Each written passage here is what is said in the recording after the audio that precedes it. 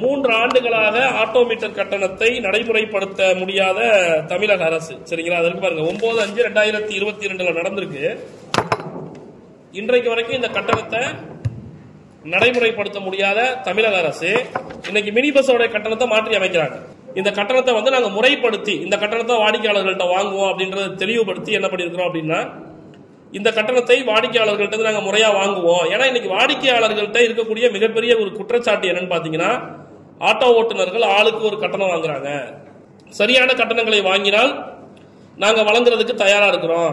ஆளுக்கு ஒரு கட்டணத்தை வாங்குறாங்கன்றதுதான் மிகப்பெரிய குற்றச்சாட்டுகளாக இன்றைக்கு பொதுமக்கள் வைக்கிறாங்க. எந்த விதமான கட்டணத்தை ஆட்டோமீட்டர் கட்டணத்தை மாற்றி அமைப்பதற்கு கொஞ்சம் கூட முயற்சி செய்யாம இந்த தமிழக அரசு என்ன பண்ணுதுன்னு பாத்தீங்கன்னா, காலம் தாழ்த்திக்கிட்டே இருக்கு. உயர்நீதிமன்றம் 3 தடவை சொல்லிடுச்சு, ஆட்டோமீட்டர் கட்டணத்தை மாற்றி அமையுங்கள், ஆட்டோமீட்டர் கட்டணத்தை மாற்றி அமையுங்கள் என்று உயர்நீதிமன்றம் 3 முறை சொல்லிவிட்டது. அப்படி சொல்லியும் உங்களுக்கு என்ன பிரச்சனை? நாங்க என்ன கேட்கிறோம், ஒண்ணு கட்டணத்தை மாற்றி அமைங்க, இல்லனா என்னதாங்க பிரச்சனைன்றதை சொல்லுங்கன்னு கேட்கிறோம். அரசு கிட்ட முறையிட்டு இருக்கோம். பட் அரசு வந்து பாத்தீங்கன்னா செய்வது கேட்க மாட்டாங்க. கார்பரேட்டுக்கு சாதகமாக பேசிட்டு இருக்காங்க. ஒரு நாளைக்கு 15 கோடி ரூபாய் வந்து ஓலா ஊபர் வந்து வருமானம் எடுக்கிறாங்க. ஆனா பாத்தீங்கன்னா 4 கோடி ரூபாய் வந்து கமிஷனே நான் வந்து 4 கோடி ரூபாய் கிட்ட கொடுக்குறோம். 1ஆம் தேதியில இருந்து ஓலா ஊபர் வந்து முற்றிலுமா புறக்கணிக்கிறதா வந்து கூட்டமைப்பு சங்க சார்பாக வந்து எல்லாரும் வந்து ஒரு முடிவு எடுத்திருக்கிறோம். இதுக்கு காரணம் போக்குவரத்து அமைச்சர் மட்டும்தான். போக்குவரத்து துறை ஆணையர் சார்ந்த அமைச்சர்களும் ஆணையரும் தான். ஓட்டுநர் தொழிலாளர்கள் ஒட்டுமொத்தமாக திமுக எதிராக திரும்பக்கூடிய வாய்ப்பு இருக்கு. அவர்களுடைய வாக்குகளை திமுக அரசு எல்லா இடத்துலையும் இழக்கும். அரசு ஜெயில போட்டாலும் நாங்க போறது தரணும். நியாயமான ஒரு விஷயத்தை கேட்ட தொழிலாளர்களை அரசு சிறையில் நடத்தியது என்றால் 2026 எங்களுடைய ஓட்டுநர் தொழிலாளர்கள் அவங்களுக்கு பதில் சொல்லுவாங்க, நாங்க ஜெயிலுக்கு போறோம், இங்கதான் இருக்கிறோம், வழக்கு பதிவு சொல்லி இப்படியே கூட அரசு பண்ணிட்டு போட்டு நாங்க சிறைக்கு போறதுக்கு தயாரா இருக்கோம். வேற என்ன சார், நெஞ்சில துப்பாக்கி நாங்க என்ன சார் கேட்கிறோம்? ஒரு ஆட்டோமீட்டர் கட்டணத்தை மாற்றி ஜிஓ போட்டு கொடுங்கன்னு கேட்கிறோம். வேற ஏதாவது தப்பா கேட்கிறோமா? இன்னைக்கு ஆட்டோக்களுக்கான கட்டணம் என்பது பல்வேறு பிளாட்ஃபார்ம்ல இன்னைக்கு வந்து பாத்தீங்கன்னா ஓலா ஊபர் அப்படின்ற இடங்கள்ல, அதே போல பாத்தீங்க அப்படின்னா நம்மயாத்ரி, இதுல நாங்க ஓட்டுநர்கள் அதிகமா ஓட்டக்கூடிய இந்த நிறுவனங்கள்ல ஒரு நாளைக்கு ஒரு கட்டணங்களை ஆட்டோ கட்டணங்களை போடுறாங்க. தமிழக அரசு கிட்ட தொடர்ந்து பல தடவை நாங்க வலியுறுத்தி இருக்கிறோம். நாங்க கொடுத்த பிரஸ் ரிலீஸ்லயுமே உங்களுக்கு கொடுத்திருக்கிறோம். கடந்த 2022ஆம் ஆண்டு நமக்கு என்ன பண்ணாங்க அப்படின்னா, 5வது மாசம் நமக்கான அந்த கட்டணங்களுக்கான பேச்சுவார்த்தைக்கான கூட்டத்தை வந்து நடத்தினாங்க. சரிங்களா, அந்த கூட்டத்தை நடத்தி அதுக்கப்புறம் அவங்க எந்த விதமான நடவடிக்கைகளையுமே முன்னெடுக்கவே இல்லை. அதன் பின்பு நம்ம கேட்கும் போதெல்லாம் பதில் என்னன்னா, போக்குவரத்துறை ஆணையரகத்திலிருந்து நாங்க கட்டணத்தை அனுப்பிட்டோம், ஆனா வந்து பாத்தீங்க அப்படின்னா நம்மளுடைய தமிழக அரசு தான் அதை வந்து முறைப்படுத்த மாட்டேன்றாங்க அப்படின்றத தொடர்ந்து சொல்லி வராங்க. அதே போல போக்குவரத்து துறை அமைச்சரையும் பல தடவை சந்திச்சிட்டோம். கட்டணம் இப்பொழுது நிறைவேற்றப்படும், அப்புறமா நிறைவேற்றுவோம் அப்படின்ற கருத்துக்களை சொல்றாரே தவிர, அமைச்சரும் சமாளிக்கக்கூடிய விஷயங்களை சொல்லுகிறாரே தவிர, ஒருபோதும் பாத்தீங்க அப்படின்னா கட்டணத்தை அவங்க என்ன பண்றது இல்ல, முறையாக அறிவித்து சமீபத்தில் கூட நம்ம இந்த சின்ன வண்டிகளுக்கு மினி பஸ்களுக்கெல்லாம் பாத்தீங்கன்னா கட்டணத்தை மாற்றி அமைச்சிருக்கிறாங்க. 2022 நடந்த அந்த கூட்டத்தினுடைய முடிவுகளை 3 ஆண்டுகளாக 2022 5ஆம் மாசம் நடந்துச்சு. அப்படி இருக்கும்போது 3 ஆண்டுகளாக ஆட்டோமீட்டர் கட்டணத்தை நடைமுறைப்படுத்த முடியாத தமிழக அரசு. சரிங்களா, அதற்கு பாருங்க 9/5/2022 நடந்திருக்கு. இன்றைக்கு வரைக்கும் இந்த கட்டணத்தை நடைமுறைப்படுத்த முடியாத தமிழக அரசு இன்னைக்கு மினி பஸ்ஸோட கட்டணத்தை மாற்றி அமைக்கிறாங்க. சரிங்களா, அதே போல பாத்தீங்க அப்படின்னா இன்றைக்கு ஆவின் பால் கட்டண விலை உயர்வு நடந்திருக்கு. அரசு போக்குவரத்து கழகங்கள் இருக்கக்கூடிய பஸ் கட்டணத்தை மாற்றி அமைச்சிருக்காங்க. இந்த மாதிரி பல்வேறு விஷயங்களை என்ன பண்றாங்கன்னா தொடர்ந்து செஞ்சிருக்காங்க. ஆனா சாமானிய ஆட்டோ ஓட்டுநர்களுடைய இந்த கட்டணத்தை மாற்றி அமைக்காதனால இன்னைக்கு ஆட்டோ ஓட்டுநர்கள் வாடிக்கையாளர்கள்ட்ட கூடுதல் கட்டணங்களை கேட்டு வாங்குவது, இது போன்ற சூழ்நிலைகளுக்கு ஏன் பாத்தீங்க அப்படின்னா இன்னைக்கு வீட்டு வாடகை உயர்ந்துருச்சு. 2013 இருந்த ஒரு ஆட்டோவின் விலை 1.5 லட்சம் ரூபாய் இருந்த ஆட்டோவை இன்னைக்கு பாத்தீங்கன்னா கிட்டத்தட்ட 3 லட்சம் ரூபாய் 3.25 லட்சம் ரூபாய் வந்து போச்சு.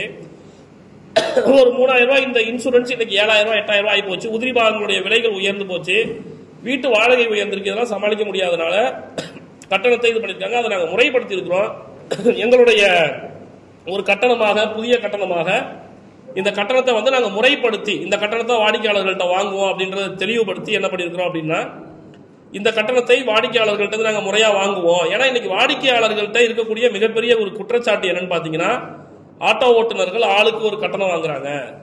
சரியான கட்டணங்களை வாங்கினால் நாங்க வழங்குறதுக்கு தயாரா இருக்கிறோம், ஆளுக்கு ஒரு கட்டணத்தை வாங்குறாங்கன்றதுதான் மிகப்பெரிய குற்றச்சாட்டுகளாக இன்றைக்கு பொதுமக்கள் வைக்கிறாங்க. அதை தான் நாங்க என்ன சொல்றோம்னா, இப்ப பொதுமக்களினுடைய கோரிக்கைகளை ஏற்று இது வந்து 2013 எப்பயுமே ஒரு கதை தான். என்னன்னு பாத்தீங்க அப்படின்னா, யாருமே சரியான கட்டணம் வாங்குறது இல்ல, மீட்டர் போடுறது. தமிழக அரசுக்கு சொல்லிட்டோம். அன்னைக்கு வந்து பாத்தீங்கன்னா பெரிய நிறுவனங்கள் இல்ல, ஆப் பேஸ்ட்ல வெஹிக்கிள்ஸ் போகல, எல்லாமே ஸ்டாண்டு தான், அந்த மாதிரியான குற்றச்சாட்டுகள் இருந்துச்சு. ஆனா இன்னைக்கு பாத்தீங்க அப்படின்னா பெரும்பாலும் ஆப் பேஸ்டு நிறுவனங்கள்ல தான் வாகனங்கள் ஓடுது.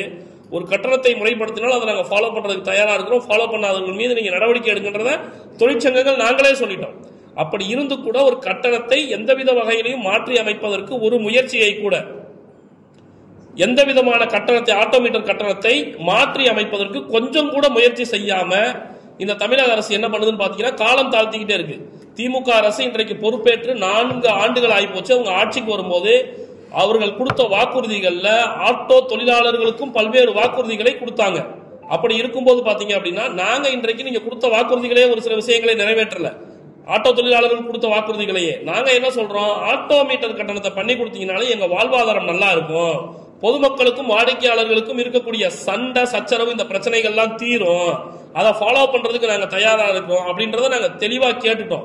அப்படி இருந்தும் நீங்க பொதுமக்கள்கிட்ட கருத்துக்கள் கேட்பு கூட்டத்தை நடத்திட்டீங்க, ஓட்டுநர்கள்ட்ட நடத்திட்டீங்க, தொழிலாளர்களுடைய பிரதிநிதிகள்கிட்ட நடத்திட்டீங்க. இதுக்கு மேல உங்களுக்கு வேற என்ன வேணும் அல்லது என்ன பிரச்சனை? தமிழக அரசு ஆட்டோமீட்டர் கட்டணத்தை திருத்தி அமைப்பதுல என்ன பிரச்சனை இருக்கு? உயர்நீதிமன்றம் 3 தடவை சொல்லிடுச்சு, ஆட்டோமீட்டர் கட்டணத்தை மாற்றி அமையுங்கள், ஆட்டோமீட்டர் கட்டணத்தை மாற்றி அமையுங்கள் என்று உயர்நீதிமன்றம் 3 முறை சொல்லிவிட்டது. அப்படி சொல்லியும் உங்களுக்கு என்ன பிரச்சனை? நாங்க என்ன கேட்கிறோம், ஒன்னு கட்டணத்தை மாற்றி அமைங்க, இல்லைன்னா என்னதாங்க பிரச்சனைன்றதை சொல்லுங்கன்னு கேட்கிறோம். எங்களுடைய கேள்வி இன்னைக்கு பிரதான கேள்வி, போக்குவரத்துறை அமைச்சரை நோக்கி போக்குவரத்துறை ஆணையர் பரிந்துரை கடிதம் கொடுத்துட்டாரு, பயணிகள் கூட்டத்தை நடத்திட்டாரு, தொழிலாளர் பிரதிநிதிகள் கூட்டத்தை நடத்திட்டாரு, ஆட்டோமீட்டர் கட்டணத்தை மாற்றி அமைங்கள் அப்படின்னு சொல்லி உயர்நீதிமன்றம் சொல்லிடுச்சு. உங்களுக்கு இதுல என்ன பிரச்சனை? கட்டணத்தை மாற்றி அமைப்பதில் உங்களுக்கு என்ன பிரச்சனை? ஒரு ஜிஓவை ரிவைஸ் பண்ணி போடுறதுல என்ன பிரச்சனை? 3 வருஷமா எதுக்கு போடாம இந்த கூட்டத்தெல்லாம் நடத்தி இழுத்தடிச்சுக்கிட்டு இருக்கீங்க? எங்களுடைய ஒரே ஒரு கேள்வி, போக்குவரத்துறை அமைச்சரை நோக்கி அல்லது தொழிற்சங்க பிரதிநிதிகளை சந்தித்து பேசுறதுக்காக நீங்க தயாரா இருக்கிறீங்களா? இது கூட நீங்க தயாரா இல்லைன்னும் போது எங்களுக்கு மிகுந்த வருத்தத்தில் இருக்கு. ஏன்னா எங்களுக்கு பல்வேறு கோரிக்கைகள் இருக்கு, ஓட்டுநர்கள் துறை சார்ந்த பல்வேறு கோரிக்கைகள் இருக்கு. அதுல மிக பிரதானமாக நாங்கள் முன்னிலைப்படுத்தக்கூடிய கோரிக்கை ஆட்டோ மீட்டர் கட்டணம். குறைந்தபட்சம் இன்னைக்கு ஒரு 50 ரூபா கொடுத்தீங்க அப்படின்னா தான் சரியா இருக்கும். கூடுதல் கட்டணங்களுக்கு நாங்க அரசாங்கத்தில் கேட்டிருக்கிறது 50 ரூபாய் குறைந்தபட்சம் கட்டணமாகவும் கூடுதல் கிலோமீட்டருக்கு 25 ரூபாயும் கேட்டிருக்கோம். நாங்க இன்றைக்கு நிர்ணயம் பண்ணியிருப்பது 50 ரூபாய் 18 ரூபாய். இன்னைக்கு என்ன கட்டணம் வழக்கத்தில் இருக்கோ அந்த கட்டணத்தை தான் நடைமுறைப்படுத்தி வழக்கத்தில் கொண்டு வந்திருக்கிறோம். எனவே அரசு அந்த கட்டணத்தை மாற்றி அமைக்க வேண்டும் என்று கேட்கிறோம். மாற்றி அமைக்கும் வரை நாங்க இந்த கட்டணத்தை தான் நடைமுறைப்படுத்துவோம் அப்படின்றதையும் அரசாங்கத்துக்கு தெரியப்படுத்திக் கொள்கிறோம். இப்போ கால் டாக்ஸில பாத்தீங்கன்னா ஓலா ஊபர் போன்ற நிறுவனங்கள் வந்து பாத்தீங்கன்னா மெயினா கால் டாக்ஸில வந்து இங்க ஆப் பேஸ்ல கிட்டத்தட்ட 2014 முதல்ல இங்க வந்து வண்டி இயக்கிட்டு இருக்காங்க. இந்த 11 வருட காலமாக கால் டாக்ஸில வந்து இவங்க வந்து டிமாண்டுக்கு ஏற்றாம ரேட்டை மாத்துறது, பீக்கு ஏற்றாம ரேட்டை மாத்துறது, இந்த தேவைகள் வந்து வாடிக்கையாளர்களுக்கும் வந்து இவங்களோட கட்டணம் என்னன்னு தெரிய மாட்டுது, வாகனம் இயக்கக்கூடிய கார் ஓட்டுநரும் இவங்களோட கட்டணம் என்னன்னு தெரிய மாட்டுது. நேரத்துக்கு தகுந்தாப்புல வந்து விலையை வந்து மாற்றி அமைச்சிட்டு இருக்காங்க. கடந்த காலமா பாத்தீங்கன்னா ரேட்டு பீக் டைம்ல 20, 30, 40 போயிட்டு இருக்கும். ஆனா இப்பெல்லாம் வந்து பாத்தீங்கன்னா கிலோமீட்டர் கார்களுக்கு 10 லட்சம் ரூபாய், 8 லட்சம் ரூபாய், 15 லட்சம் ரூபாய் மதிப்புள்ள கார்களுக்கு வெறும் 6 ரூபாய் ரேட்டு, 7 ரூபாய் ரேட்டு, 8 ரூபாய் ரேட்டு போட்டுட்டு இருக்காங்க. இப்ப இருக்க பொருளாதார சூழ்நிலையில டீசல் எங்களுது, வண்டி மெயின்டெனன்ஸ் எங்களுது, எஃப்சி எங்களுது, எல்லாமே எங்களுது. ஆனா ஒரு ஆப் மட்டும் வச்சுக்கிட்டு அவங்க வந்து கட்டணத்தை நிர்ணயம் பண்றாங்க. இதனால எங்களால குடும்பத்தோட வழிநடத்த முடியாத கால சூழ்நிலை மாறிட்டு இருக்கோம். இந்த ஓலா ஊபர்ல வந்து மெயின் இஷ்யூ வந்து பாத்தீங்கன்னா வாடிக்கையாளர் இருக்கும் பிளஸ் ஓட்டுநர் எந்த ஒரு விஷயம் நடந்தாலும் ஏதோ ஒரு ரேட்டு பிரச்சனை இல்லாச்சும் பாத்தீங்கன்னா ஆப் என்ன ஒரு இஷ்யூனா கூட இவங்க கால் சென்டர்ல தொடர்பு கொள்ள முடியல. வாடிக்கையாளர் ரேட்டு என்ன ஒரு இஷ்யூனா கூட வந்து பாத்தீங்கன்னா கால் சென்டர்ல தொடர்பு கொண்டு பேச முடியல.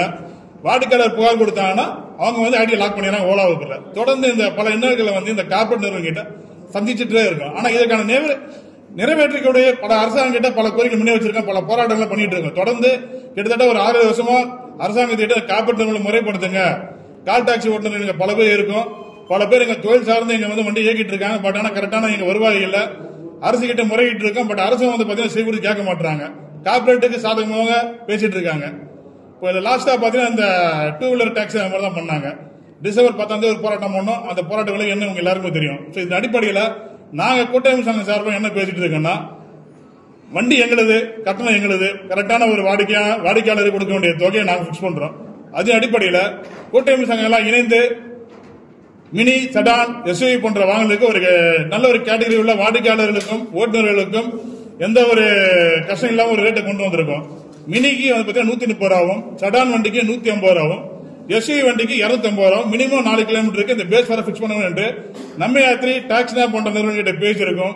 அந்த நிறுவனங்களுக்கு ஓட்டுநருக்கு சப்போர்ட் பண்ற அடிப்படையில் இந்த கட்டணத்தை கொண்டு வரதுக்கு அவங்களும் வந்து தயார்படுத்திருக்காங்க. சரிங்களா? இனி வரக்கூடிய ஓட்டுநர் அனைவரும் 1/2/2005 முதல் ஓலா ஊபர் போன்ற நிறுவனம் வந்து ஆஃப் பண்ணிட்டு இந்த டாக்ஸினா நம்ம யாத்திரை நிறுவனம் மட்டும் நாங்கள் இயக்க ஒன்றிய மெயினாக பார்த்து எங்களுக்கான சப்போர்ட் இந்த நிறுவனங்கள் கால் சென்டர்ல எல்லாமே தொடர்பு கொள்ள முடியுது, ஈஸியா வந்து சப்போர்ட் பண்ண முடியுது. ஓட்டுநர் இஷ்யூ இவங்க வந்து இதை சால்வ் பண்றாங்க. எங்களுக்கு தேவையா இதாக இருக்கு. இன்னைக்கு வந்து பாத்தீங்கன்னா முறையா இந்த ஆப் பேஸ் ஓட்டக்கூடிய இந்த ஓலா ஊபர்ல வந்து எங்களுக்கான கஷ்டங்களை பேச முடியல, எதனா இஷ்யூ கூட சால்வ் பண்ண மாட்டாங்க. அதன் அடிப்படையில் டாக்ஸினா நம்ம யாத்திரை நிறுவனங்கள் நாங்கள் சப்போர்ட் பண்றோம். ஓட்டுநருக்கு அவங்க சப்போர்ட் பண்ற ஒரு உறுதி கொடுத்துறாங்க. அடிப்படையில் கூட்டமைப்பு சங்கம்லாம் இணைந்து இந்த நிறுவனம் நாங்கள் வந்து 1/2/2005 முதல் இந்த டாக்ஸினா நம்ம யாத்திரை கொண்டு வண்டி இயக்குவோம். நன்றிங்க.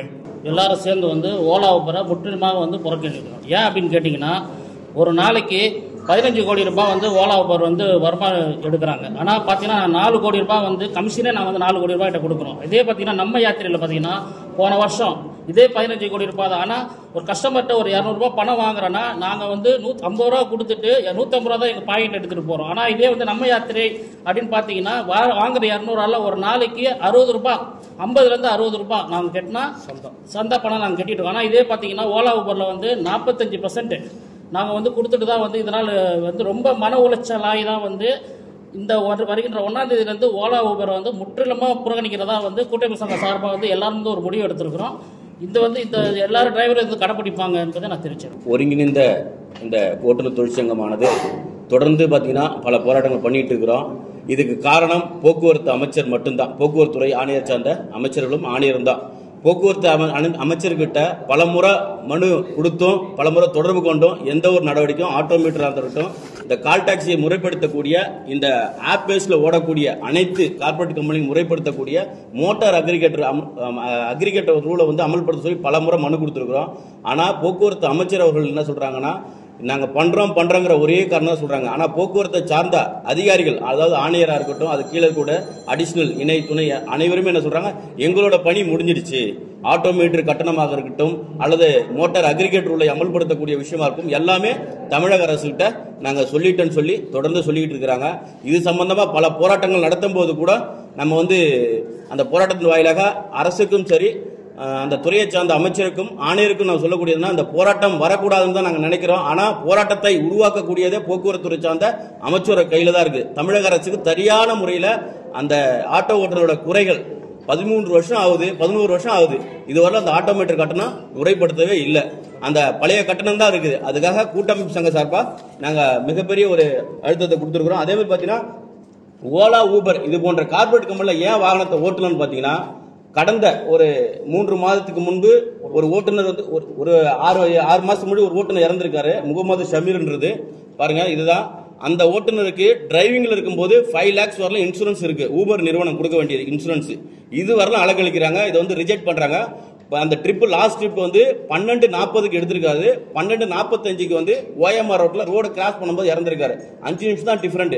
அந்த ஓட்டுநருக்கு இது வரலாம் அந்த இன்சூரன்ஸ் பேமெண்ட், அதாவது கார்பரேட் கம்பெனிகள் வாங்கக்கூடிய அந்த இன்சூரன்ஸ் பேமெண்ட், டிரைவருக்கு கொடுக்கக்கூடிய அந்த இன்சூரன்ஸ் 5 லட்சம் ரூபாய் இழப்பீட இது வரலாம் கொடுக்கல. இது வரலாம் அலகழிக்கிறாங்க. அந்த எஃப்ஐஆர் காப்பி, டெத் சர்டிபிகேட் எல்லாமே இருக்கு. இது போன்ற விஷயங்களை ஓலாவர் தொடர்ந்து பண்றதால தான் ஓலாவிலையும் ஊபர்லையும் நாங்கள் ஓட்டுறதில்ல. ரெண்டாவது பார்த்தீங்கன்னா, ஓலா ஊபர் போன்ற கார்பரேட் கம்பெனிகள் வந்து ஜிஎஸ்டி என்ற பேர்ல இப்போ 100 ரூபா ஓட்டுறோம்னா ஜிஎஸ்டி என்ற பேர்ல ஓட்டுநர்கிட்ட வாங்கி அந்த ஜிஎஸ்டியை அவங்க எங்க பேர்ல உள்ள ஜிஎஸ்டி வந்து அவங்க கம்பெனி கட்டிக்கிறாங்க. 100 ரூபாய்க்கு 18% வரலாம் ஜெனரல் ஜிஎஸ்டி, ஸ்டேட் ஜிஎஸ்டி வாங்கி வசூல் பண்றாங்க. அதனால ஓலா ஊபர்ல ஓட்ட மாட்டோம். நம்ம யாத்திரை, டாக்ஸினா அது போன்ற ஸ்லாஷ் டைப்ல இருக்கக்கூடிய வாகனங்களை நாங்கள் ஓட்டுன்னு சொல்றோம். அதே மாதிரி கூட்டமைப்பு சங்க சார்பாக இதுல அனைத்து சங்கங்களும், அதாவது உரிமை குரல், உரிமை கரங்கள், அனைத்து ஓட்டுநர் வாழ்வுரிமை தொழிற்சங்கம், சிகரம் ஓட்டுநர் தொழிற்சங்கம், புதிய அக்னி சிறைகள் ஓட்டுநர் தொழிற்சங்கம், இணைந்த கைகள் ஓட்டுநர் தொழிற்சங்கம், சென்னை பீனிக்ஸ், தக்குவா இஸ்லாமியர் பொதுச்சங்கம், சிறைகள் ஆட்டோ தொழிற்சங்கம், டாக்டர் அப்துல் கலாம் உழைக்கும் மற்றும் இது இல்லாம இன்னும் பல சங்கங்கள் எங்க கூட கூட்டமைப்பில் இருக்கு. இது எல்லாமே 1/2/2025 முதல் புதிய கட்டணத்தை கம்பல்சரி ஆட்டோவோ கால் டாக்ஸி நாங்கள் வாங்குவோம். எங்களோட வாழ்வாதாரத்தை மிகவும் பின்தங்கி இருக்காங்க. இதுக்கு காரணம் போக்குவரத்து துறை சார்ந்த அமைச்சரும் போக்குவரத்து சார்ந்த அதிகாரியும் தான். ஏன்னா எங்களுக்கான ரூல்ஸை சரியான முறையில் பயன்படுத்தினா நாங்கள் இந்த மாதிரி கட்டணத்தை போய் வாங்க போறதில்ல. அதே மாதிரி முறைப்படுத்துன்றது எங்களோட கருத்து. ஆட்டோ மீட்டர் கட்டணம் தமிழக அரசு முறைப்படுத்துற வரைக்கும் நாங்கள் இந்த கட்டணத்தில் பயணிப்போம். இரண்டாவது, ஓலா ஊபர் நிறுவனங்கள்ல எங்களுக்கு பாதுகாப்பு இல்லை. ஒரு ஓட்டுநருக்கு ஒரு 5 லட்சம் ரூபாய் வரைக்கும் கவரேஜ்னு சொல்லக்கூடிய நிறுவனங்கள் முகமது ஷமீர்ன்ற ஓட்டுநர் இறந்து இது வரைக்கும் பாத்தீங்கன்னா ட்ரிப்பை முடிச்சு 5 நிமிஷத்துல இறக்குறாரு. அவருக்கு இன்னைக்கு வரைக்கும் அந்த 5 லட்சம் ரூபாய் இன்சூரன்ஸ் தரல. எங்களுக்கான பாதுகாப்பு கேள்விக்குறி. குறைந்தபட்ச கட்டணங்களை கால் டாக்ஸிகளுக்கு மினிமம் ஃபேரை ஃபிக்ஸ் பண்ணுங்க அப்படின்னு சொல்றோம். இஷ்டத்துக்கு தான் பண்ணுவோம் அப்படின்னு சொல்லி பண்றதுனால எங்களுக்கு அதுல வாழ்வாதாரமும் பாதிக்கப்படுது. அதே போல பாத்தீங்க அப்படின்னா இந்த சப்ஸ்கிரிப்ஷன் மாடல் சொல்லக்கூடிய மாடல் கமிஷனே கிடையாது. இப்ப நீங்க பயணிகளா நீங்க பயணிப்பீங்களா கால் டாக்ஸில, எங்களுக்கு கொடுக்கும் போது 200 ரூபாய் கொடுக்குறீங்க, 500 ரூபாய் கொடுக்குறீங்க, எங்க பாக்கெட்டுக்கு அப்படியே வரும். ஒரு நாளையோட முடிவுல 60 ரூபாயோ 45 ரூபாயோ, இப்ப நம்ம யாத்திரை என்ற நிறுவனம் 45 ரூபாய் எடுக்கிறாங்க கால் டாக்ஸிகளுக்கு, ஆட்டோக்கு 25 ரூபாய். இது போக மீது எல்லாமே எங்க பாக்கெட்ல அப்படியே இருக்கும். அது 2000 ரூபாய்க்கு ஓட்டினாலும் சரி, 5000 ரூபாய்க்கு ஓட்டினாலும் சரி. இது போன்ற சூழ்நிலைகள் இருக்கிறனாலதான் ஓலா ஊபர் நிறுவனங்களை நாங்கள் புறக்கணிக்கிறோம். நம்ம யாத்திரை டாக்ஸினா போன்ற நிறுவனங்கள்ல எங்களுடைய வாகனங்களை இயக்குவோம் அப்படின்றத தெரியப்படுத்திக்கிறோம். உங்களுடைய கேள்விகள் இருந்தா கேளுங்க, அதுக்கான பதில்களை சொல்றோம்.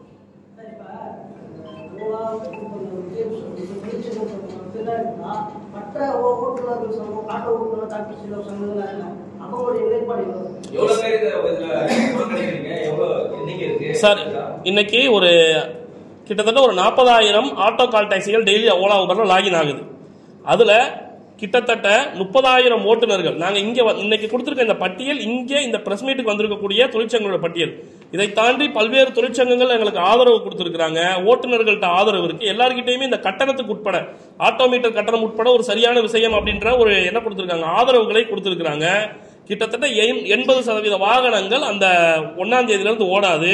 மீதி இருக்கக்கூடிய அந்த 20% அவங்க சொந்த வண்டி அவங்களே போட்டிருக்காங்கல்ல, ஊபரு ஓலாலாம் ஒரு சில சொந்த வண்டி வச்சிருக்காங்க, ஃபிளீட் வண்டின்ற மாதிரி வச்சிருக்காங்க. அந்த ஒரு சில வண்டிகள் ஓடும். அந்த தொழிலாளர்கள்ட்டையும் நாங்க பேசிக்கிட்டு இருக்கோம். ஏன்னா அவங்க டிரைவர்ஸ் அங்க வேலை செய்வாங்க, அவங்கள்ட்டையும் நாங்க மாற்று ஏற்பாடுகளுக்கு பேசிக்கிட்டு இருக்கிறோம் அப்படின்றத உங்களுக்கு தெரியப்படுத்திக்கிறோம். அதே மாதிரி ஆப் பேஸ்ல ஓடுற தொழிற்சங்கத்தோட நிர்வாகிகள் தான் நாங்க தான் ஆப் பேஸ்ல ஓட்டுறவங்க இந்த ஓலா ஊபர். சார் இப்ப நம்ம யாத்திரையை பொறுத்த வரைக்கும் ஆட்டோவை ஏற்கனவே முன்னால் இருந்த போக்குவரத்துறை ஆணையர் ஐயா சண்முக சுந்தரம் அவர்கள் துவங்கி வச்சாங்க. கால் டாக்ஸியை நாங்க துவங்கணும். அதுல பாத்தீங்கன்னா ஓலா ஊபர்ல வர்ற கட்டணம் தான் சார் வருது, சரிங்களா? வித்தியாசமான கட்டணங்கள் இல்ல. அதுல எங்களுக்கு மிகப்பெரிய சேவிங்ஸ் என்னன்னா, இன்னைக்கு ஒரு கால் டாக்ஸியோட மினிமம் ஆவரேஜ் ரேட்டிங் பாத்தீங்கன்னா ஒரு ட்ரிப்பு 300 ரூபான்னு கணக்கு பண்ணுவாங்க. ஓலா ஊபர்ல போனா 80 ரூபா போயிடும். ஒரு நாளைக்கு 10 ட்ரிப்பை ஒரு கால் டாக்ஸி டிரைவர் ஓட்டுறாரு, 800 ரூபா கொடுக்குறாரு. இங்க வந்து அந்த 3000 ரூபாய் எங்க பாக்கெட்டுக்கே வந்துருது. 10 ட்ரிப்புன்னும் போது 800 ரூபாய் சேவிங்ஸ் ஆகுது. நாங்க ஏன் அங்க போய் ஓட்டணும்? இவங்க என்ன பண்றாங்கன்னா சில நேரங்கள்ல ஆன்லைன் பேமெண்ட் வாங்கும் போது ஓலா ஊபர்லாம் இப்ப நம்ம யாத்திரையில ஆன்லைன் பேமெண்டே கிடையாது. நேரடியா பேமெண்ட் நீங்க ஆன்லைன் பண்ணலாம். டிரைவருக்கு ஆன்லைன்ல டைரக்டா பே பண்ணுவீங்க, கூகுள் பேவோ ஜிபேவோ நீங்க எங்களுக்கு பண்ணுவீங்க. அங்க ஆன்லைன் பேமெண்ட் வாங்கும் போது வாடிக்கையாளர்கிட்ட வாங்கின கட்டணம் என்ன, எங்களுக்கு கொடுக்கிற கட்டணம் என்னன்ற வெளிப்படைத்தன்மையே இல்ல அவங்கள்ட்ட. அதனாலதான் அதை நாங்க முக்கியமா புறக்கணிக்கிறோம். சார் இதுல வந்து முக்கியமா அரசுக்கு வைக்கக்கூடிய கோரிக்கை, கடந்த 4 ஆண்டுகளாச்சு திமுக அரசு பொறுப்பேற்று, சரிங்களா? இந்த 4 ஆண்டுகள்ல எங்களுடைய எந்த கோரிக்கைகளையுமே போக்குவரத்துறை சார்ந்து கோரிக்கைகளை நிறைவேற்றல, சரிங்களா? பல்வேறு பிரச்சனைகள் இருக்கு. இன்றைக்கு மிக முக்கியமா நாங்க கேட்கிறது, போக்குவரத்து துறை ஆணையரகத்திலிருந்து பரிந்துரை கடிதம் ஆட்டோமீட்டர் கட்டணத்துக்கு அனுப்பிட்டாங்க. அதே போல அக்ரிகேட்டர்னு சொல்லக்கூடிய ஏற்கனவே மத்திய அரசு தெளிவான வழிகாட்டுதல அக்ரிகேட்டர் காட்டியிருக்கு.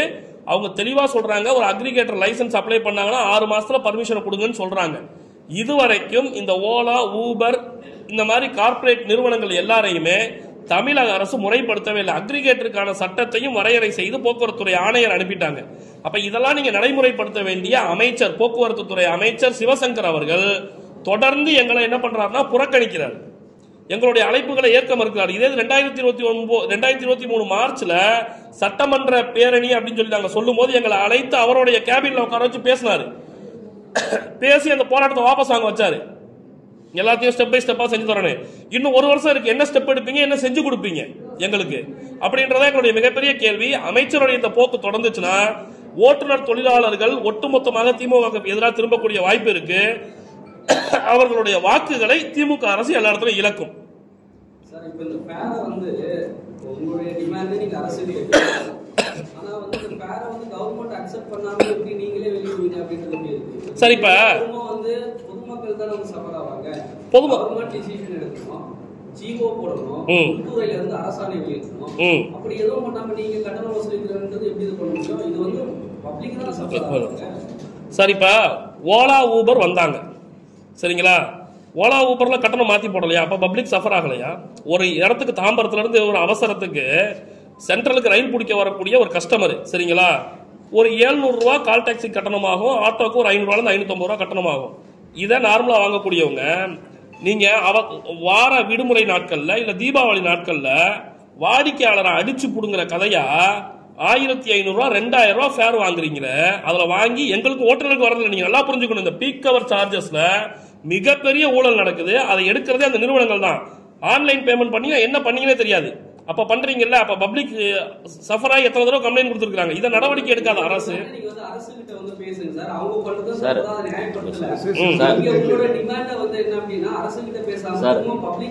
இல்ல இல்ல நல்லா புரியும். ஆல்ரெடி கோர்ட்ல கிரிட்டிசைஸ் பண்ணிருக்கு. நீங்க கோர்ட்டுக்கு போலாம். இது வந்து நாங்க இந்த கஸ்டமர் ஸ்லிப் அப்படின்றது திரும்ப பப்ளிக்ல சஃபர் ஆவாங்க. 1.8க்கு வந்து 50 ரூபீஸ்ன்றது வந்து பயணிகள் சங்கம் வந்து அக்செப்ட் பண்ணல. இது வந்து டிரான்ஸ்போர்ட் கமிஷனர்ட்டே நீங்க கலந்து கூட்டத்திலே வந்து சொல்லி இருக்காங்க. இல்ல இல்ல எங்கள்ட்ட அப்படிலாம் யாருமே சொல்லல. இது தவறான நியூஸ். ஒரு நிமிஷம். அதாவது இல்ல சார், கோர்ட்ல இருந்து நல்லா புரிஞ்சுங்க சார், கோர்ட்ல இருந்து 3 வாட்டி ஆர்டர் கொடுத்துட்டாங்க. உடனே ஆட்டோ ஃபேரை ரிவைஸ் பண்ணுங்க. தமிழக அரசு கட்டணத்தை மாற்றி அமைக்கல, உடனடியா பண்ணணும்னு சொன்னதுக்கு பிறகு ஆமா சார், அத சொன்ன பிறகு போக்குவரத்துறை அமைச்சர் சொல்லி போக்குவரத்து கமிஷனரோட சந்திப்புல KK நகர்ல நடந்தது. அத கூட்டமைப்பு சார் 50-25 கேட்டிருந்தோம். அதை அக்செப்ட் பண்ணி நுகர்வோர் எல்லாம் முடிஞ்சிச்சு. முடிஞ்ச பிறகு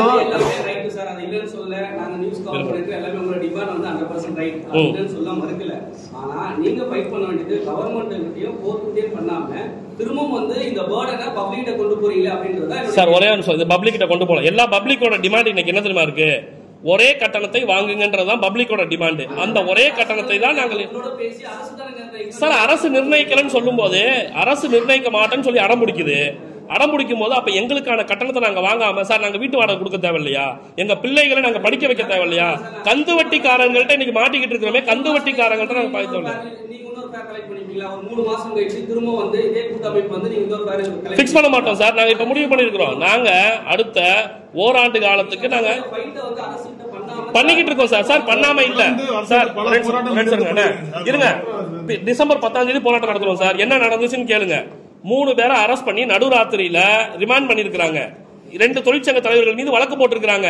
ஆனா அதுக்கப்புறம் நாங்க இப்ப கூட அரசாங்கத்திட்ட கேட்கிறோம். நாங்க வந்து அரசாங்கம் நீங்க சொல்லக்கூடிய கோரிக்கையை நாங்க ஏத்துக்கிறோம். நாங்க ஆட்டோ ஓட்டுநர்கள் ஏத்துக்கிறோம். இதை நாங்க வாபஸ் கூட வாங்குறோம். நாங்க கேட்கறது என்னன்னா அரசாங்கத்தில் இந்த அமைச்சர் இன்னைக்கு எங்களை அழைத்து பேசி இந்த விஷயம் நடந்துகிட்டு இருக்கு, இந்த இதை காட்டுங்க, இன்னைக்கு இந்த விஷயம் நடந்துகிட்டு இருக்கு, இத்தனை நாள் ஆகும் அல்லது இத்தனை மாசம் ஆகும், ஒரு 3 மாசம் பொறுத்துக்கோங்க, அல்லது இந்த வரக்கூடிய மார்ச் அல்லது ஏப்ரல் இதுக்குள்ள நாங்க நிறைவேற்றுவோம், ஆட்டோ ஓட்டுநர்கள் பொறுத்துக்கணும் அப்படின்னு சொல்லணும். ஆனா அதை சொல்லாம எப்ப கேட்டாலும் ஒரே பதில். இங்க பாருங்க, எப்ப கேட்டாலும் ஒரே பதில். அரசாங்கத்துக்கு நாங்க இதை பாருங்க, இதை எப்ப சொல்லிருக்காங்க 2024 எப்ப கேட்டாலும் ஒரே பதில். அரசாங்கத்துக்கு கட்டணம் அனுப்பிட்டோம், அவங்க நிறைவேற்றுவாங்க. இந்த மொட்டை பதிலையே எவ்வளவு நாளைக்கு சார் கேட்க சொல்றீங்க? 12 வருஷம் ஆயிடுச்சு சார். 12 வருஷம் ஆயிடுச்சு. ஆட்டோக்கு பெட்ரோல் கேஸ் விலை உயர்ந்திருக்கு.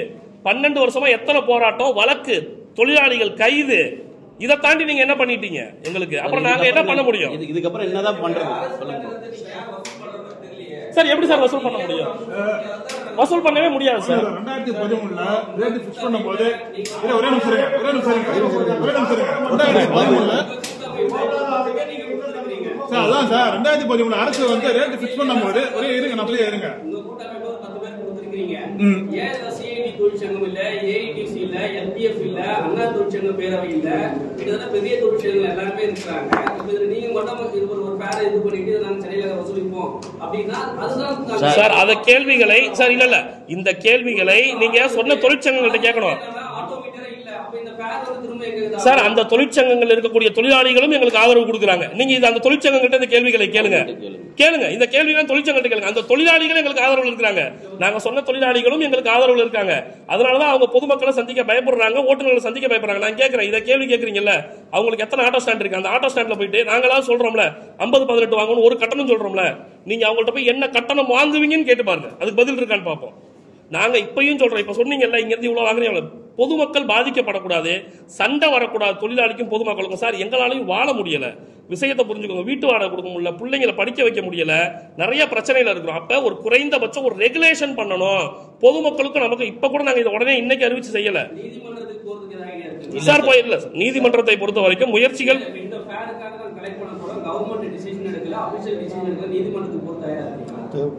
தேவைப்படும் போது போவோம் சார். இல்ல சார், அது தேவைப்படும் போது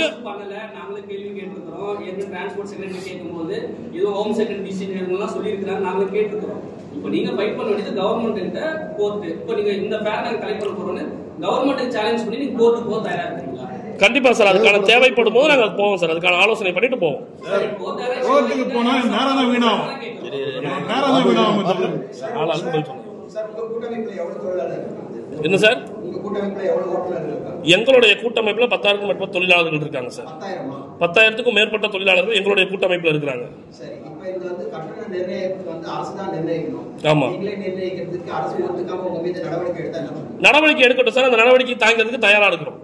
அரசு ஜெயில போட்டாலும் நாங்க போறது தரணும். நியாயமான ஒரு விஷயத்தை கேட்ட தொழிலாளர்களை அரசு சிறையில் நடத்தியது என்றால் 2026 எங்களுடைய ஓட்டுநர் தொழிலாளர்கள் அவங்களுக்கு பதில் சொல்லுவாங்க. நாங்க ஜெயிலுக்கு போறோம், இங்கதான் இருக்கிறோம், வழக்கு பதிவு சட்டம் இப்படியே கூட அரசு பண்ணிட்டு போட்டு நாங்க சிறைக்கு போறதுக்கு தயாரா இருக்கோம். வேற என்ன சார், நெஞ்சில துப்பாக்கி நாங்க என்ன சார் கேட்கிறோம்? ஒரு ஆட்டோ மீட்டர் கட்டத்தை மாற்றி ஜிஓ போட்டு கொடுங்கன்னு கேட்கிறோம். வேற ஏதாவது தப்பா கேட்கிறோமா? இல்ல நீங்க எங்களுக்கு 200 கோடி ரூபாய் செலவு பண்ணுங்கன்னு கேட்கிறோமா? இருங்க, வேற ஏதாவது கேட்கிறோமா? வேற எதுவும் கேட்கல. ஒரு ஜிஓவை ரிவைஸ் பண்ணி போடுங்க, கையெடுத்து கும்பிட்டு ஏத்துக்கிறோம்னு கேட்கிறோம். ஒரு ஜிஓவை ரிவைஸ் பண்ணி போட முடியலன்னா நாங்க என்ன சார் பண்றது?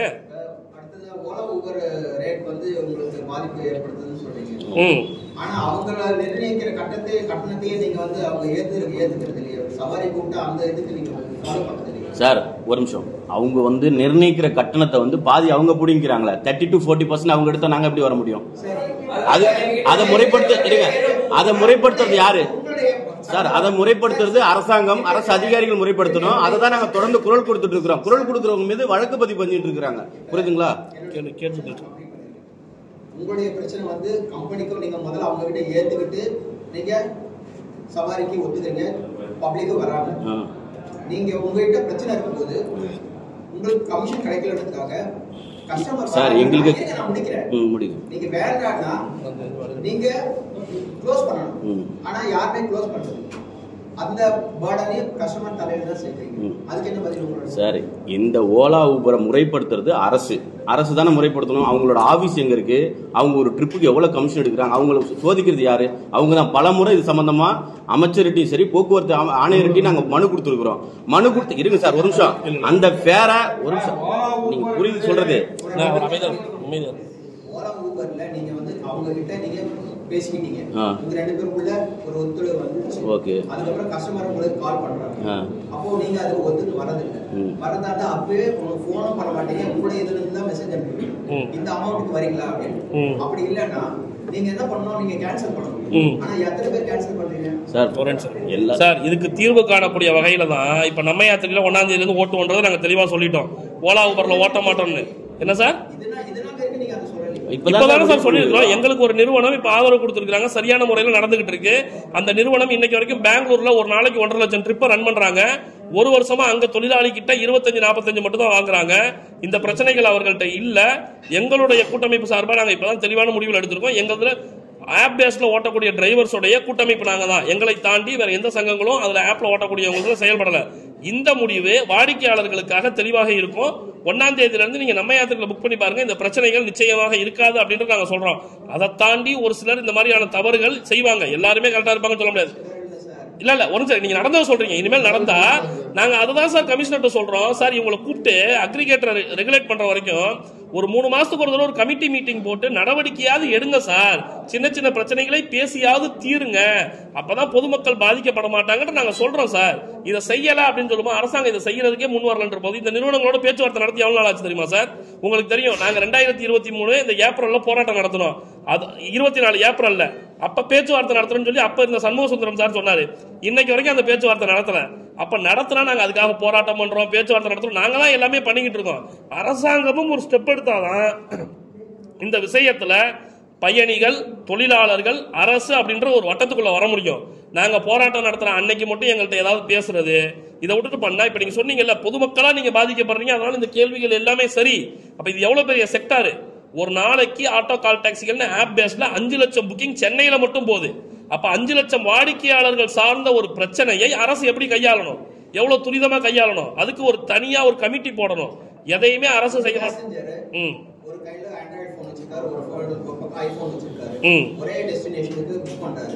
ஏன் வேற வேற அமௌண்ட்? இது கண்டிப்பா உண்மை. இதை வந்து நீங்க கம்பெனில தான் கேட்கணும். நாங்களே சொல்லிட்டோம் இந்த மாதிரிலாம் கஷ்டம் சார். நாங்க பீக் சார்ஜஸே என்ன சொல்றோம்னா, ஒரு லிமிடேஷன் வைங்க. 100 ரூபா போகிற இடத்துல பீக் ஹவர்ஸ் இருக்கா, ஒரு 120 வாங்குங்க. அந்த கஸ்டமர்கிட்ட 100 ரூபா போற இடத்துல 200 ரூபா வாங்காதீங்கன்றதே நாங்க போராடிக்கிட்டு தான் இருக்கிறோம் இன்னைக்கு வரைக்கும். சரிங்களா, எல்லா டிரைவருமே வாங்கி அப்படி நாஸ்தி பண்ணாதீங்க அப்படின்னு. அதையே கேட்க மாட்டேன்றாங்க. இதை நாங்க சொன்னா கேட்பாங்களா? இதெல்லாம் அவங்க பண்ணதான் செய்யறாங்க. இதை அரசாங்கம் தான் கேள்வி கேட்கணும் சார். இந்த போராட்டத்துக்கு முன்னாடி சார் ஓலா ஊபருக்கு எவ்வளவு மெயில் போட்டிருக்கோம் தெரியுமா சார்? உட்காந்து இந்த மாதிரி நாங்க பண்ண போய் எங்களோட பேச்சுவார்த்தை நடத்துங்க அப்படின்னு மெயில் போட்டிருக்கோம் சார். சும்மா இங்க வந்து உட்காரல, மெயில் போட்டிருக்கோம். அவங்க சம்பந்தப்பட்ட அதிகாரிகளுக்கு தகவல் கொடுத்திருக்கோம். யாருமே எதுக்குமே தயாரா இல்ல. அப்படின்ற போது அடுத்த கட்டத்துக்கு போறோம். பேச்சுவார்த்தையை எதிர்பார்க்கிறோம் சார். அந்த பேச்சுவார்த்தையின் முடிவின் அடிப்படையில் தீர்வுன்ற ஜனங்களுக்கான பதில் என்னன்னா, கமிஷனை இந்த சப்ஸ்கிரிப்ஷன் மாடல்ல நம்ம யாத்திரை டாக்ஸினா மாதிரி வாங்கிக்கோங்க. சரி சார், ஓலா ஊபர் சம்பந்தமான பதில் தான் சார் சொல்றேன். ஓலா ஊபர் நிறுவனங்கள் கமிஷன் வாங்குறதை நிறுத்தி சப்ஸ்கிரிப்ஷன் மாடலுக்கு மாறிட்டாங்கனால இந்த பிரச்சனைகள் தீர்க்கப்பட்டுரும். ஏன்னா கமிஷன் எங்களுக்கு சேவ் ஆகும், நாங்க வாடிக்கையாளர்கிட்ட எக்ஸ்ட்ரா கேட்க மாட்டோம். சரிங்களா, அந்த மாதிரியான பிரச்சனைகள் வராது. சிறப்பான சேவைகளை எங்களால வழங்க முடியும். அதான் நாங்க வந்து ஓலா ஊபர் நிறுவனங்கள்ட்ட எதிர்பார்க்கிறோம். அதுல மாற்றுக்கிறதே கிடையாது. குறிப்பா பாத்தீங்கன்னா 2000 ரூபாய் வண்டி ஓட்டுறோம் சார் ஓலா ஊபர்ல. அது அப்படியே கமிஷனா 800 ரூபாய் எடுத்துக்கிறாங்க. சப்ஸ்கிரிப்ஷன் மாடல்னா இந்த நம்ம யாத்திரை டாக்ஸினா பாத்தீங்கன்னா ஒரு நாளைக்கு வாடகைன்ற முறைக்கு வாடகை ஆட்டோவுக்கு 25 ரூபாய், கால் டாக்ஸிக்கு 45 ரூபாய் வாங்குறாங்க. அது மாதிரி போனா எங்களுக்கு சேவிங்ஸ் ஆகும். ஆமா சார், அவ்வளவுதான். வேற எதுவும் பெருசா எதிர்பார்க்கல. ஓட்டுநர்களுடைய பாதுகாப்பு, இந்த 5 லட்சம் ரூபாய் இன்சூரன்ஸ் சொன்னீங்க. ஏன் சார் 12:40 ட்ரிப்பை முடிச்சுட்டு 12:45 செத்து போற ஒருத்தனுக்கு ஒன்னால அந்த 5 லட்சம் ரூபாய் இன்சூரன்ஸ் கிளைம் பண்ணி கொடுக்க முடியல மெயில் போடுறேன். 3 வருஷம் அவர்கிட்ட வண்டி ஓட்டி 3 வருஷம் வண்டி ஓட்டிருக்கான். அந்த கம்பெனில 1500 ட்ரிப் ஓட்டி இருக்கிறாங்க ஊபர்ல. ஒருத்தன் செத்து போறான். அந்த அடிப்படை பாதுகாப்பு, உயிர் பாதுகாப்பை கூட அந்த நிறுவனம் கொடுக்க மறுக்குது. அப்படின்னா அன்னைக்கு இறந்து போன அன்னைக்கு சார் காலையில இருந்து அன்னைக்கு வரைக்குமே 920 ரூபாய் அந்த கம்பெனில வண்டி ஓட்டிருக்கான். 4 ட்ரிப் ஓட்டிருக்கான் அந்த டிரைவர்.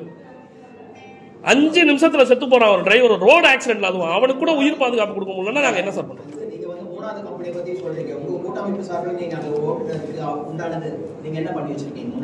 என்ன சார், இப்ப எங்களுடைய சங்கத்துல சார் ஒரு சங்கத்திலயுமே ஒரு விஷயங்கள் வச்சிருக்கோம். எங்களோட எவ்வளவு கொடுத்துருக்கீங்க? இந்த எங்களோட சங்கத்தை சார்ந்த எங்க யூனியன் சார்பாக, எங்க யூனியன் உறுப்பினர் தான் 50,000 யூனியன் சார்பாக நாங்க கொடுக்கறத கொடுத்துட்டோம். ஆனா கம்பெனில வந்து இதை வாங்குறதுக்கு நாங்களும் 6 மாசமா போராடுறோம். ரிஜெக்ட் பண்ணது இப்போ ஒரு மேக்ஸிமம் ஒரு மாசத்துக்கு முன்னாடி ரிஜெக்ட் பண்றாங்க. திரும்பி எல்லாருக்கும், அது அமைச்சருக்கா இருக்கட்டும், அந்த டிரான்ஸ்போர்ட் அதிகாரிகள் எல்லாருக்குமே திரும்பியும் என்ன சொல்றது லெட்டர் எழுதிட்டு திரும்பி அந்த பேமெண்ட் வாங்குறதுக்கு அவ்வளவு தூரம் போராடுறோம். ஆனா கொடுக்க மாட்டாங்க. வெறும் 5 நிமிஷம் தான் ரோட கிராஸ் பண்ணாரு. ஒரு மிக்சர் மிஷின் வந்து இடிச்சிருது, இறந்துறாரு ஸ்பாட்ல. எஃப்ஐஆர் காப்பில இருக்கு. கிராஸ் கூட பண்ணல சார். டோரை திறந்து வண்டி பக்கத்துல நிக்கிறாரு. கார் டோரை திறந்து கீழே இறங்கி நிக்கிறாரு அந்த ரோட்டு ஓரத்துல. அததான் வந்து கோர்ட்ல வந்து அவங்க அததான் காரணம் சொல்லுவாங்க. அவங்க வந்து ஆன் தி வேல அவங்களுடைய டியூட்டில இருக்கும்போது வந்து நடந்துச்சுன்றதெல்லாம் கிடையாது. அவர் முடிச்சிட்டாரு. அவருடைய ட்ரிப் வந்து முடிச்சிட்டு அதுக்கப்புறம் தான் டைம். சார் இந்த மாதிரி நடக்குதுண்டா இப்ப நம்ம யாத்திரை டாக்ஸினால என்ன சொல்றோம்னா, ஓட்டுநர்கள் உங்களுக்கு ஒரு நாளைக்கு ஒரு ட்ரிப் எடுத்துட்டாங்கன்னா கம்பல்சரி 5 lakhs வந்து அவங்களுக்கு இழப்பீடா கொடுக்கணும்னு தான் எழுதி இப்ப நாங்க வாங்கியிருக்கிறோம். அவங்க போட்டே கொடுத்துருக்காங்க, அக்ரிமெண்டே கொடுத்துருக்காங்க. இது போன்ற கம்பெனில 3 வருஷம் வண்டி ஓட்டுருக்காங்க சார். ஒரு 5 நிமிஷம் காலையில இருந்து 1000 ரூபாய்க்கு வண்டி உங்க கம்பெனில வண்டி ஓட்டிருக்காப்ல. 5 நிமிஷம் ரோட கிராஸ் பண்ணி தவிர்த்தா அவனுக்கு இல்லையா 3 வருஷம் எக்ஸ்பென்ஸ் இல்லையா? சார் நாங்க ஒரே நிமிஷம் சார். இதுக்கு முன்னாடி இப்ப ஒரு சங்கத்திலையும் அவங்களுடைய பொருளாதாரங்கள் அடிப்படையில் உறுப்பினர்கள் செஞ்சிருக்கோம். எங்களுடைய உரிமை குரல் ஓட்டுநர் தொழிற்சங்கத்தை பொறுத்த வரைக்கும் இதற்கு முன்பு வந்து பாத்தீங்கன்னா நாங்க போஸ்டல் பேமெண்ட் பேங்க் இருக்குல்ல, அதுல மிக அதிகமான வாடிக்கையாளர்கள் நாங்க தான். எல்லாருக்குமே அந்த போஸ்டல் பேமெண்ட் பேங்க்ல நம்ம பஜாஜ் அலையன்ஸோட சேர்த்து இன்சூரன்ஸ் போட்டிருக்கோம். சரிங்களா, அதை தாண்டி எங்களுடைய சங்கத்துல இருந்து ஒரு நிதியை எடுத்து வச்சு மரணிக்கக்கூடிய ஓட்டுநர்களுக்கு கடந்த 2024 மட்டும் சரிங்களா ஒரு 10 பேர் இறந்திருக்காங்க. இயற்கை மரணமோ அல்லது விபத்து மரணமோ, அந்த டேட்டா வேணா கூட தரோம். ஒரு நபருக்கு 1 லட்சம் ரூபாய் அப்படின்றத குடும்ப நல நிதியாக நாங்க வழங்கியிருக்கிறோம். இதை தாண்டி ஒரு சங்கத்திலையுமே குறைந்தபட்சம் ஒரு ஆக்சிடென்டல் இன்சூரன்ஸ் நாங்க போட்டு வச்சிருக்கோம். இப்ப இவங்க 50,000 ரூபாய் கொடுத்தாங்கல்ல, அது இல்லாம அவருக்கு ஆக்சிடென்டல் இன்சூரன்ஸ் இருந்துச்சு, நாங்க போட்டிருந்தது, அதை கிளைம் பண்ணிட்டாங்க. சரிங்களா, 2 லட்சம் ரூபாய் அது கிளைம் பண்ணி அவங்க வீட்டுக்கு போயிடுச்சு. இவங்க ஒரு 50,000 கொடுத்துட்டாங்க. அந்த இப்ப நம்ம யாத்திரையில கூட என்ன சொல்றாங்க, ஒரு சிம்பிள் தான், 5 லட்சம் ரூபாய் இன்சூரன்ஸ் போடுறதுக்கு இன்னைக்கு ஒரு 300 ரூபா 350 ரூபா ஆகும் சார். அப்ப இந்த மாதிரி கம்பெனிகள் போடுறது மிக குறைந்த கட்டணத்துல போடலாம், 250 ரூபாய் 200 ரூபாய்க்கு போடலாம். அவங்க எனி ஆக்சிடென்டல் டெத்லாம் இப்ப நம்ம யாத்திரை சொல்றாங்க, கரண்ட் சாக்கடிச்சு இறந்தா கூட அது ஆக்சிடென்டல் டெத் தான். ஒரு குறிப்பிட்ட ட்ரிப்புகளை ஓட்டிட்டாங்கன்னா ஸ்டார்ட் அப் கம்பெனின்றனால அவங்க இன்சூரன்ஸ் கொடுத்துறாங்க. அதுக்கப்புறம் எப்பயுமே அவருக்கு வருஷம் வருஷம் ரினிவல் ஆகிட்டே இருக்கும். நாங்க இதுல அதான் கேட்கறோம், ஊபர்ல 5 லட்சம் ரூபாய் இன்சூரன்ஸ் போடுறல நீ, அது உனக்கு ஒரு குறிப்பிட்ட ட்ரிப்பை ஒரு வருஷம் ஓட்டிட்டா அப்படின்ற மாதிரி ஸ்டார்டிங் ஸ்டேஜ்ல ஒரு இது வைங்க, கிரிட்டீரியா வச்சு எப்பயுமே கொடுங்க. ஒரு ரோடு ஆக்சிடென்ட் கூட நீ கொடுக்க முடியல சார், மற்ற ஆக்சிடென்ட் கொடுங்க. அட்லீஸ்ட் ரோடு ஆக்சிடென்ட்ன்ற மாதிரி கவர் பண்ணணும்ல. ஒரு ஓட்டுநர் 24 மணி நேரம் காருக்குள்ளேயே சார் உட்காந்துருக்க முடியும். கொஞ்சம் யோசிச்சு பண்ணணும். ஒரு டீ குடிக்க, ஒரு சாப்பிட இறங்கி அவன் போக தேவை இல்லையா? இன்னைக்கு அது நடந்தது அப்படிதான். டீ குடிக்க இறந்தவங்க தான் இறந்து போயிட்டான், அதான் உண்மை இன்னைக்கு. அது நன்றி சார், உங்களுடைய ஒத்துழைப்புகளுக்கு நன்றி. பொதுமக்களுக்கு சிரமம் இல்லாமல் எங்களுடைய விஷயங்களை நடைமுறைப்படுத்தணும் தான் விருப்பப்படுறோம். பொதுமக்கள்ல நீங்களும் ஒருத்தங்க தான். எங்களுடைய பிரச்சனைகளை முதல்வர் கவனத்துக்கு போனன்றதான் உண்மை. அதை கொண்டு போய் சேர்க்கணும்னு தாழ்மையோடு கேட்டுக்கிறோம்.